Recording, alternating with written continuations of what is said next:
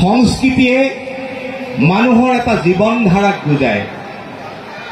সংস্কৃতিয়ে মানুহৰ জীৱনৰ প্ৰকৃত গতিপথটোক বুজায়।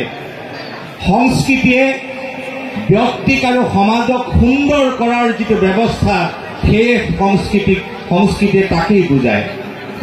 সেইকাৰণে জ্যোতিপ্ৰসাদ আগৰৱালাই সংস্কৃতিৰ সম্পৰ্কে যেতিয়া ব্যাখ্যা কৰিছে তেতিয়া তেওঁ কৈছে যে সংস্কৃতি মানে সুন্দৰৰ পূজা, সংস্কৃতি মানে সুন্দৰৰ আৰাধনা। জ্যোতিপ্ৰসাদে ইয়াকো কৈছে যে মানুহৰ মনৰ যিবোৰ সুন্দৰতা, মানুহৰ মনৰ ভিতৰত থকা যিবোৰ ধুনীয়া, মানুহৰ মনৰ ভিতৰত থকা যিবোৰ সুন্দৰতম শিল্পময় উপলব্ধি, সেইবিলাকক প্ৰকাশ কৰাটোৱে হ'ল সংস্কৃতি। আচলতে মানুহৰ যিটো উত্তৰণৰ যাত্ৰা, আমি এদিন যিটো অৱস্থাত আছিলোঁ সেই অৱস্থাৰ পৰা আজিলৈকে আমাৰ যিটো উত্তৰণ, মানুহৰ উৎকৰ্ষৰ যিটো যাত্ৰা, মানুহৰ উন্নতিৰ যিটো শোভাযাত্ৰা, এই যাত্ৰাটোৱে আচলতে এটা সাংস্কৃতিক যাত্ৰা। সেইকাৰণে কোৱা হয় যে পশুত্বৰ পৰা মনুষ্যত্বলৈ মানুহে আগুৱাই অহাৰ গোটেই যাত্ৰাটোৱে এটা সাংস্কৃতিক প্ৰক্ৰিয়া। সংস্কৃতিৰ লগত তিনিটা শব্দৰ অভিন্ন সম্পৰ্ক আছে। এটা হ'ল সত্য, আনটো হ'ল শিৱ আৰু আনটো হ'ল সুন্দৰ। য'তে সত্য থাকে তাতে সংস্কৃতি থাকে, য'তে শান্তি থাকে তাতে সংস্কৃতি থাকে, য'তে সুন্দৰতা থাকে তাতে সংস্কৃতি থাকে।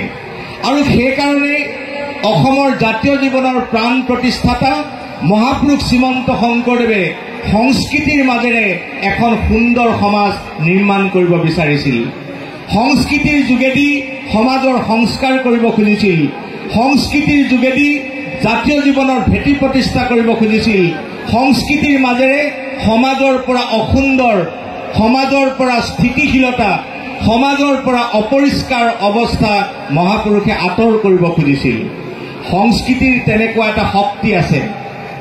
সংস্কৃতিয়ে দূৰৈ থকাজনক ওচৰলৈ আনিব পাৰে, আঁতৰি যাব খোজাজনক কাষ চপাই আনিব খোজে, বিশ্বাস হেৰুৱা জেগালৈ বিশ্বাস ঘূৰাই আনিব পাৰে, আস্থা হেৰাই যোৱা জেগাত আস্থা ঘূৰাই আনিব পাৰে, হেৰাই যোৱাটো উভতাই আনিব পাৰে, ৰৈ যোৱাটো গতি দিব পাৰে, আন্ধাৰত থকাটো ওচৰলৈ পোহৰ আনি দিব পাৰে সংস্কৃতিয়ে।